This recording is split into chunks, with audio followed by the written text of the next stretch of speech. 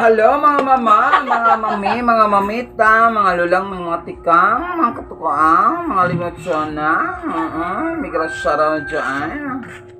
So, ang video ko ngayon ay mag-manicure na naman ako. Nag-home service na naman ako dito sa Barangay Ibarra. Lagi na lang Barangay Ibarra, diba? Kasi, kumbaga dito ako ay sinilang. Kaya lagi yung pag nagwa-vlog ako, lagi ako na dito sa Barangay Ibarra. Kasi dito ako galing, o diba? So, hanap buhay muna tayo guys para mayroon tayong malamlam.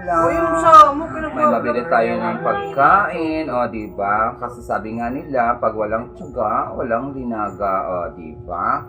So, tiyaga-tiyaga lang, maghanap buhay lang tayo, at magsaya lang tayo guys, diba? Kasi, pag hindi tayo magtiyaga, wala tayong panglamlam.